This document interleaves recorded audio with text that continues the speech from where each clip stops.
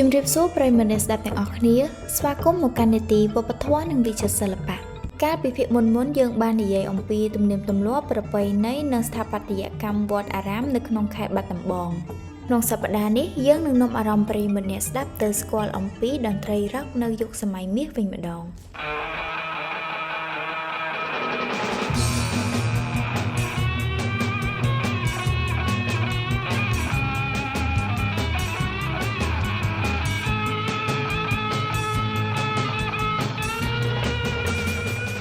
នៅអំឡុងចុងទសវត្សរ៍ឆ្នាំ50នៅក្រោមព្រះរាជកិច្ចនិងការដឹកនាំរបស់ព្រះករុណាព្រះបាទសម្ដេចនរោត្តមសីហនុកម្ពុជាបានវិវត្តប្រទេសជាតិជ្រកក្រោមម្លប់សន្តិភាពជាគុជនៃអាស៊ីនិងក្លាយទៅជាយុគមាសដែលគេតែងតែនឹកដល់សម័យសង្គមរាស្ត្រនិយមរាជធានីភ្នំពេញបានប្រែក្លាយទៅជាទីក្រុងទំនើបស៊ីវិល័យពោរពេញទៅដោយហេដ្ឋារចនាសម្ព័ន្ធនានារួមមានសួនច្បារសាលារៀនមន្ទីរពេទ្យរោងកសាលនិងរោងកុនជាអាចនៅខណៈដែលយុគសម័យនៃសង្គមរាស្ត្រនិយមកាន់តែរីកចម្រើនក៏មានសម្លេងបន្លឺពោរពេញរាជធានីភ្នំពេញសម្លេងនោះហួសពីព្រំដែននិងវេហាប្រទេសកម្ពុជាគឺចង្វាក់ Rock and Roll ខ្សែភាពយន្តវិទ្យុនិងឥស្សរជនបរទេសជាពិសេសពួកលោកខាងលិចបានធ្វើដំណើរនាំយកចង្វាក់ថ្មីនេះចូលទៅក្នុងស្រទាប់សង្គមខ្មែរសម័យនោះយុវជនបានប្រមូលផ្ដុំគ្នារួមនៅក្នុងភោជនីយដ្ឋានរង្គសានិងពិធីជប់លៀងតូចៗ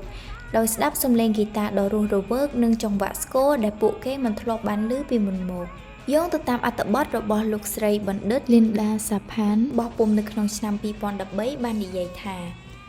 នៅក្នុងទីក្រុងភ្នំពេញអំឡុងទសវត្សរ៍ឆ្នាំ1950មានបងប្អូនប្រុស2នាក់មកពីគ្រួសារអភិជនដែលបានបង្កើតក្រុមតន្ត្រីមួយមានឈ្មោះថាបាក់សីចាំក្រុងដំបូងឡើយពួកគេបានចាប់ផ្ដើមដោយលេងតន្ត្រីជាមួយឧបករណ៍ភ្លេង accordion នៅក្នុងពិធីមង្គលការជប់លៀងនិងតាមវិទ្យុ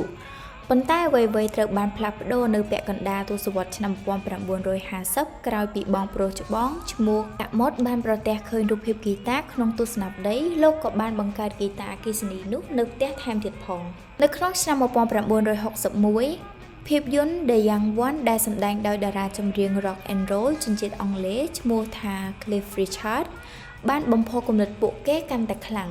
ពួកគាត់បានបង្កើតក្រុមតន្ត្រីហ្គីតាដែលមិនធ្លាប់មានពីមុនមកនៅក្នុងប្រទេសកម្ពុជាដោយបានចម្លងក្បាច់រាំនិងស្ទាយកាន់ហ្គីតារបស់តារា Rock Cliff Richard តាមរយៈការលាយឡំឥទ្ធិពលពីបរទេសនិងទំនុកភ្លេងថ្មីបែបខ្មែរធ្វើឲ្យបទតន្ត្រីប្រភេទនេះមានលក្ខណៈប្រណិតប្លែកកាន់តែពិរោះរណ្ដំនិងពេញនិយមកាន់តែខ្លាំងពីសំណាក់ប្រជាជនក្នុងប្រទេសកម្ពុជាគួររំលឹកផងដែរថានៅក្នុងសម័យសង្គមរាស្ត្រនិយមកម្ពុជាប្រកាន់យកនយោបាយអព្យាក្រឹតមានទំនាក់ទំនងល្អជាមួយបរទេសដែលបង្កប់នៅអត្ថន័យថាវប្បធម៌បរទេសតែងតែត្រូវបានស្វាគមន៍ជានិច្ចហេតុដូច្នេះហើយបានជាតន្ត្រីរ៉ុកបានសាយភាយទៅកាន់ប្រជាជនកម្ពុជាដែលកំពុងតែចង់ដឹងចង់ស្គាល់ពីពិភពទំនើបព្រមទាំងរក្សាអត្តសញ្ញាណជាតិខ្លួន